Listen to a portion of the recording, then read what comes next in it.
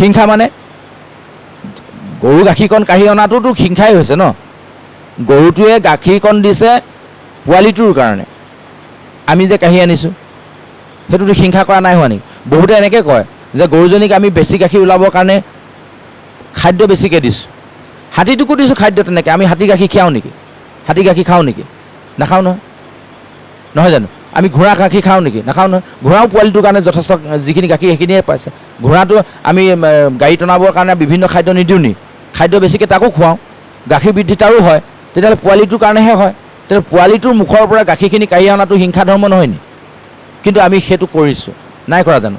গতিকে আমি এনেকুৱা ধৰণৰ মানে দৈনন্দিন জীৱনত বিভিন্ন ধৰণৰ এনেকুৱা আমি কৰ্ম কৰি আছোঁ। গতিকে এই কৰ্মবোৰ আমাৰ আচলতে হিংসা ধৰ্মৰ মাজতে সোমাই আছে। আৰু তাক বিপৰীতে আমাৰ ধৰ্মই কি কৈ আছে সেইখিনিক যদি আমি উপস্থাপন কৰি ল'ব পাৰোঁ, ধৰ্মক যদি ওপৰত আনিবলৈ পাৰোঁ, তেতিয়াহ'লে আমাৰ সুবিধা হ'ব। এইখিনিতে আমি এটা কথা কৈ থৈ দিওঁ যে আজিৰ তাৰিখত ভাগৱতৰ ঢৌ চাৰিওফালে ইমান বেছিকৈ হৈছে, তথাপিও আজিৰ তাৰিখত ভাগৱতৰ প্ৰভাৱ মানুহৰ মাজত যে সুদৃঢ়ভাৱে পৰা নাই, তাৰ কাৰণে হয়তো চাগে কিবা এটা নহয় ক'ৰবাত কেৰুণ থাকি গৈছে। যিহেতু অনাগত দিনত আমি এতিয়া যিহেতু আমি খেতিলৈ আগবাঢ়ি আছোঁ, খেতিৰ লগত উদাহৰণ এটা দি আমি কথাষাৰ এনেকৈ ক'ব বিচাৰিছোঁ যে এইখিনিত আমাৰো কিছু দুখ থাকি যাব পাৰে, মানে সেইকাৰণে কথাষাৰ উল্লেখ কৰা হৈছে। কথাটো এনেকুৱা যে খেতি ভাল হ'বলৈ হ'লে 3টা বস্তু তাৰ শুদ্ধতাত লাগিব। 1 নম্বৰ, খেতিয়কজন ভাল হ'ব লাগিব, খেতি কেনেকৈ কৰে ভাল ধৰণে জানিব লাগিব, নহয় জানো? জানিব লাগিব। আৰু 2 নম্বৰ কথাটো হ'ল কি বীজটো ভাল হ'ব লাগিব। যদি বীজটো ভাল নহয়, খেতি কৰোঁতাজন ভাল হ'লেও খেতি ভাল নহ'ব। আৰু 3 নম্বৰ কথাটো হৈ গ'ল কি বীজো ভাল যেনিবা খেতিয়কজনো ভাল, কিন্তু মাটিখিনি বেয়া, তেতিয়াও কিন্তু ধান বা খেতি ভাল নহ'বও পাৰে। এতিয়া এই কথাটো আমাৰ ভাগৱতৰ ক্ষেত্ৰতো চাগে হৈছে।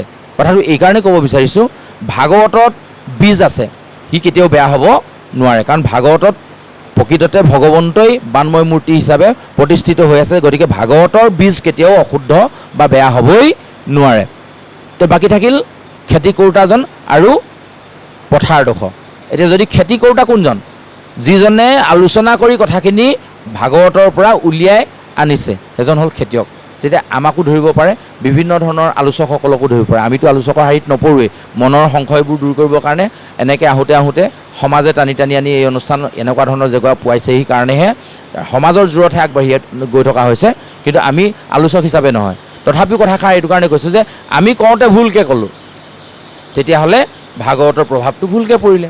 হয়তো চাগে সেইকাৰণে ভাগৱতৰ শুদ্ধ প্ৰভাৱটো সমাজত পৰা নাই। আৰু 2 নম্বৰ কথা, 3 নম্বৰ কথাটো হৈ গ'ল কি বীজ ভালেই আছে, ভাগৱতৰ বীজ, আলোচকো ঠিক আছে। নামী দামী যিবিলাক আজি অসমৰ স্বনামধন্য যিসকল আলোচক, মহান ব্যক্তিসকল, তেখেতলোকৰ মুখৰ মানে পদ্মহন্তে যিবিলাক কথা নিগৰিত হৈছে, যাৰ যোগেদি সঁচাকৈ সমাজখন উপকৃত হ'ব পৰা সম্পূৰ্ণ 100% সম্ভাৱনা আছে, তথাপিও সমাজ উপকৃত হোৱা নাই। কাৰণ কেলে? শ্ৰোতা নামৰ পথাৰখন বেয়া, আমি ভাল ধৰণে শুনিব পৰা নাই, পালন কৰা নাই, তাৰমানে মাটিডোখৰ বেয়া। তো এই 3টা কাৰণত কিন্তু খেতি বেয়া হ'ব পাৰে। গতিকে অনাগত দিনত যাতে সেইকাৰণে আমি যাতে ভুল পথে যাবলগীয়া নহয়, সেইকাৰণে সুধী সমাজে গঠনমূলক সমালোচনাই যাতে আমাক শুদ্ধ পথলৈ লৈ আহে, তাৰ কাৰণে আমি আপোনাৰ সবৰ চৰণত আমি এই সামাজিক মাধ্যমৰ জৰিয়তে সেৱাভাগ ধৰা হৈছে। ইয়াৰ পিছতে আৰু এটা আমি কথা ক'ব বিচাৰিছোঁ, আমি পাঠ অকণমান আগবঢ়াব, পাঠ আগবঢ়াই আমি আমাৰ পিছৰজন বক্তা আমাৰ মাজত উপস্থিত আছে, তেখেতলৈ আমি কথাখিনি আগবঢ়াম। এইখিনিতে আৰু এটা কথা আমি কৈ থৈ দিওঁ, যিহেতু কৰ্মযুগৰ সাংখ্যযুগৰ বিষয়ে, গীতাৰ বিষয়ে ইমান দীঘলীয়াকৈ ক'ব পৰা নগ'লেই, কাৰণ কেলৈ পাঠে গ'লেহে গোটেই কথাখিনি উলিয়াব পৰা হয়। সময়ৰ কথা আছে, সময়ৰ প্ৰতি লক্ষ্য ৰাখি যিহেতু আমি আজি আমাৰ গুৰুজনৰ গৃহতে উপস্থিত হৈ আছোঁ, সামাজিক অনুষ্ঠান বা তেনেকুৱা বহল সমাজ হোৱা হ'লে কথাটো বেলেগ। গতিকে সেৱকীৰ ঘৰত থকাৰ কাৰণে আমি এটা সময়ৰ প্ৰতি লক্ষ্য ৰাখি অনুষ্ঠানভাগ সোনকালে সামৰিম। আৰু এইখিনিতে আমি এটা কথা ক'ব বিচাৰিছোঁ যে আমাৰ কিছুমান মনৰ সংশয় থাকে যে কোনটো শুদ্ধ কোনটো ভুল। যেনেকৈ এই অৰ্জুনে গৈ যুদ্ধৰ মাজত যুদ্ধ কৰিম নে নকৰিম, মোৰ মিতিৰ কুটুমখিনিক মাৰিম নে নামাৰিম, এইখিনি মোৰ ঘৰৰ মানুহক মই বধ কৰিম নে নকৰিম, এনেকুৱা দুদুল্যমান অৱস্থাত থাকে। আমাৰো কিছুমান এনেকুৱা থাকে। উদাহৰণ এটা এইটো কাৰণে ক'ব বিচাৰিছোঁ, অনাগত ভাদ মাহ আহি আছে। ভাদ মাহত আমাৰ ভগৱানবোৰ বোলে আমাৰ নামঘৰৰ পৰা গুচি যায়গৈ। আমাৰ মনত এনেকুৱা ধাৰণা এটা আছে। আপোনালোকে মন কৰিবচোন, হয়নে নহয়? আমাৰ ফালে প্ৰায় হয়।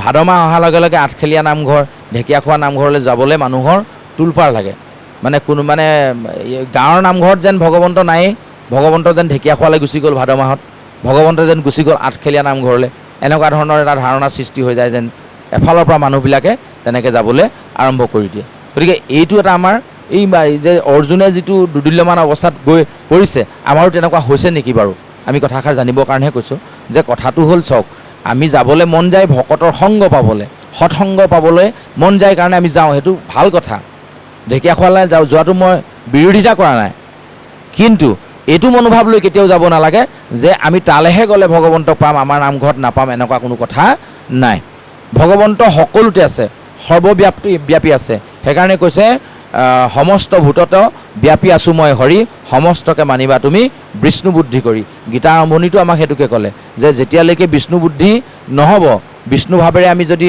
সকলোকে সমজ্ঞান কৰিব নোৱাৰিম তেতিয়ালৈকে কিন্তু আমি এই ভাগৱতৰ মাজলৈ আহিবই নোৱাৰিম গতিকে আমি এই কথাখিনি মনত ৰাখিব লাগিব যে এই দুৰ্দুল্যমান অৱস্থাত যদি আমি আছোঁ তেতিয়াহ'লে আমি তাৰ পৰা আমি নিজক আঁতৰাই আনিব লাগিব আমি ভকতৰ সমাজখন বহুলকৈ পাবৰ কাৰণে সৎসংগ পাবৰ কাৰণে ইয়াৰ পৰা আমি বত্ৰদোৱা গৈছোঁ আঠখেলীয়া নামঘৰ গৈছোঁ ঢেকীয়াখোৱা নামঘৰ গৈছোঁ ঠিক আছে বৰ ভাল কথা আমি সংগ পাবৰ কাৰণে গৈছোঁ সাধুৰ সংগ পাবলৈ কিন্তু মনত এই ভাৱ লৈ কেতিয়াও যাব নালাগে যে তালৈ গ'লে আমি ভগৱন্তক পাম আমাৰ গাঁৱৰ নামঘৰত বা আমাৰ নিজৰ ঘৰত বনাই লোৱা সৰু নামঘৰৰ ভাগত ভগৱন্ত নাথাকে এনেকুৱা কথা নহয় ভগৱন্ত সকলোতে আছে আমি তেওঁক বিচাৰিব জানিব লাগিব আচলতে যেনেকৈ গাখীৰৰ মাজত ঘিউ থাকে তাক আমি মঠিব লাগিব বিশেষ পদ্ধতিয়ে তেতিয়াহে পাম ঠিক তেনেধৰণে ভকতৰ সংগত আমি ভগৱন্তক মঠিলেহে আমি ভগৱন্তক পাব পাৰিম গতিকে এই